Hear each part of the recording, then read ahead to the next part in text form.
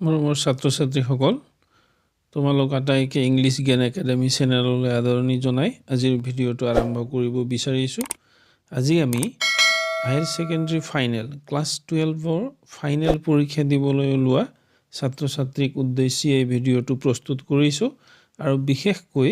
সেইসকল ছাত্ৰ-ছাত্ৰীৰ কাৰণে এই ভিডিঅ'টো গুৰুত্বপূৰ্ণ হ'ব বুলি মই ভাবোঁ যিসকলে ইংৰাজী বিষয়ৰ পৰীক্ষাৰ বাবে যথেষ্ট চিন্তিত হৈ আছে আৰু বিশেষকৈ পাছ কৰা বা একেবাৰে নম্বৰ কম পাম বুলি চিন্তা কৰি থকা ছাত্ৰ-ছাত্ৰীসকলৰ উদ্দেশ্য কৰি এই ভিডিঅ'টো মই প্ৰস্তুত কৰিছোঁ। তো আমি ইয়াত কি ধৰণে আমি নিশ্চিতভাৱে আমি 5 মাৰ্কতকৈ অলপ বেছি প্ৰায় ধৰা 45 to 50 মাৰ্কছ আমি কেনেকৈ পাব পাৰোঁ সেই বিষয়ে মই তোমালোকক কিছু কথা উদাহৰণেৰে সৈতে ক'বলৈ চেষ্টা কৰিম।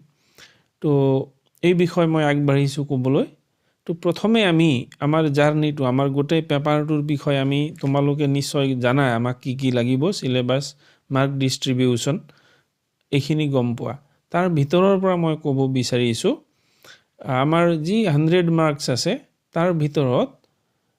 কিছুমান মই বাদ দিছোঁ যিহেতু একেবাৰে পৰীক্ষা ওচৰ আহি পাইছে গতিকে গোটেইখিনি 100 মাৰ্কছ তোমালোকে এতিয়ালৈকে যাৰ খুব প্ৰিপাৰেশ্যনটো ভাল হোৱা নাই 100 মাৰ্কছ তুমি এটেম্প কৰিব নোৱাৰিবা হ'লেও আমি যিখিনি পাৰিম তাৰ পৰা 45 to 50 মাৰ্কছ আমি গোটাবলৈ কি ধৰণে কৰিম আমি সেইটো কৈছোঁ। তো আমাৰ থাকিব গ্ৰামাৰত 20 মাৰ্কছ তাৰ পিছত আহিলে গ্ৰামাৰৰ কুৱেশ্যন নম্বৰ 5ৰ পৰা 9 লৈকে থাকিব। তাৰ পিছত থাকিব কবিতাৰ দুটা এটা হ'ল এক্সট্ৰেক্ট কবিতাৰ ষ্টেঞ্জা দিব তাৰ তলত কুৱেশ্যন থাকিব 4 মাৰ্কছ আৰু কবিতাৰে শ্বৰ্ট কুৱেশ্যন থাকিব 6 মাৰ্কছ। তাৰ পিছত থাকিব প্ৰজৰ ভেৰি শ্বৰ্ট কুৱেশ্যন 1 মাৰ্কছ থকা কুৱেশ্যন 5টা কৰিব লাগিব 5 মাৰ্কছ থাকিব আৰু শ্বৰ্ট কুৱেশ্যন থাকিব 2 মাৰ্কছৰ 5টা কৰিব লাগিব 10 মাৰ্কছ থাকিব আৰু ভিষ্টাছৰ 4টা কৰিব লাগিব 2 মাৰ্কছৰ 8 মাৰ্কছ থাকিব। এইখিনি যদি আমি টোটেল কৰোঁ 53 মাৰ্কছ আছে আৰু জব লেটাৰ 10 মাৰ্কছ থাকিব আৰু নটিচ এডভাৰটাইজমেণ্ট আৰু পোষ্টাৰক লৈ 5 মাৰ্কছ আছে। এই দুটাও যদি আমি ইয়াত প্লাছ কৰোঁ তেতিয়াহ'লে আমাৰ টোটেল মাৰ্কছ হ'ব 68। ইয়াত মই unseen passage 10 marks report writing 10 marks long question প্ৰজৰ 5 মাৰ্কছ আৰু ভিষ্টাছৰ লং কুৱেশ্যন 7 মাৰ্কছ এই 32 মাৰ্কছ মই ইয়াত ধৰাই নাই এইখিনিক বাদ দিলেও আমাৰ 68 মাৰ্কছ আমাৰ আছে য'ত আমি বহুত বেছি কষ্ট কৰিব লগা নাথাকে বা বহুত বেছি আমাৰ সময়ৰ প্ৰয়োজন নহয় সেইবিলাক আমি আয়ত্ত কৰি পৰীক্ষাত লিখিব পৰা হ'বৰ কাৰণে। তো যদি আমি এই কম দিন যিহেতু আছে অলপতো আমি পঢ়িব লাগিব এই সময়টোক আমি সৎ ব্যৱহাৰ কৰিব লাগিব গতিকে আমি দিনৰ ভাগতে বেছিকৈ আমি ব্যৱহাৰ কৰিম গ্ৰামাৰ পাৰ্টটোক আমি ক্লিয়াৰ কৰিবৰ কাৰণে গতিকে গ্ৰামাৰৰ 20ৰ ভিতৰত আমি এইকেইদিন ময়ো কেইটামান ভিডিঅ' দিম তোমালোকে সেইটোৰ আধাৰত আৰু আগবাঢ়ি যাবা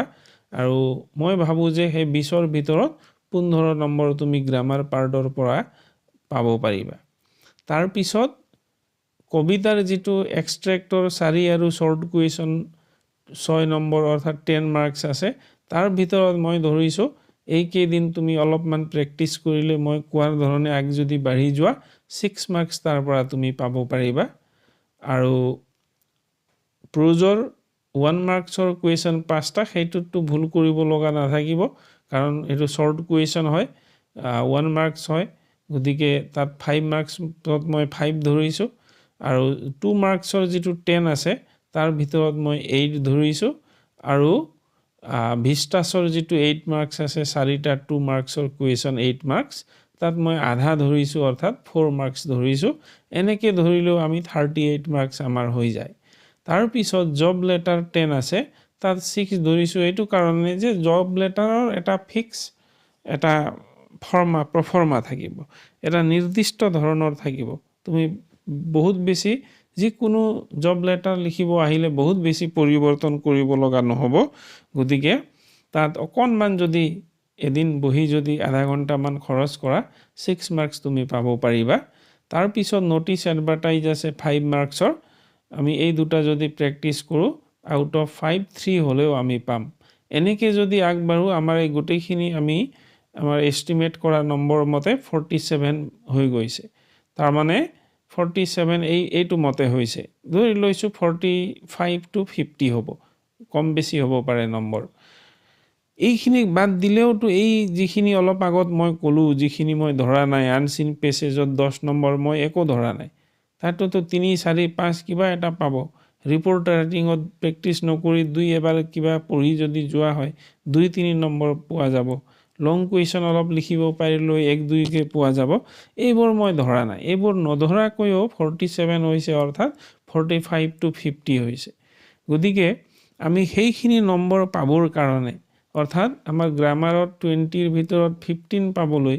এইটো একো নকৰাকে নাপাবা এইটো আমি এনে অংক কৰি বহি থাকিলে আমি নাপাম তাৰ কাৰণে আমি অকণমান এতিয়াৰ পৰা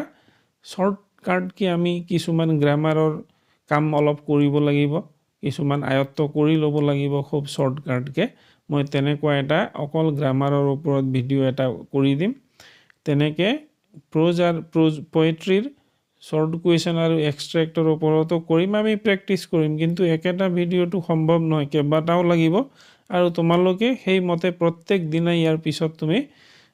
ইংলিছ যদি তোমাক অলপ অসুবিধা হৈছে পাছৰ কাৰণেও যদি চিন্তা হৈছে সময়টো অলপ বেছি ইংলিছত খৰচ কৰিব লাগিব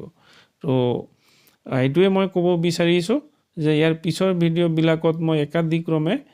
তোমালোকক প্ৰয়োজন হোৱা ধৰণৰ ভিডিঅ' কেইটামান ভাগ কৰি পেলাই গ্ৰামাৰ হওক প্ৰোজৰ বেলেগে পোয়েট্ৰিৰ বেলেগে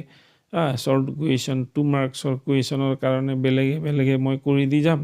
তো সেইমতে তোমালোকে মিনিমাম সেইখিনি কৰাৰ উপৰিও নিজস্বভাৱে তোমালোকে যিমান পাৰা এই কেইদিনত কষ্ট কৰি যদি যোৱা তেতিয়াহ'লে তোমালোকৰ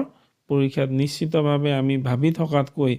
বেছি নম্বৰ লৈ পাছ কৰিব পাৰিবা বুলি ভাবিছোঁ এতিয়া আমি যিকোনো বিষয়ত জ্ঞান বঢ়াবৰ কাৰণে পঢ়া সময় নহয় নম্বৰ বঢ়াবলৈ পঢ়া সময় সেইকাৰণে কৈছোঁ গতিকে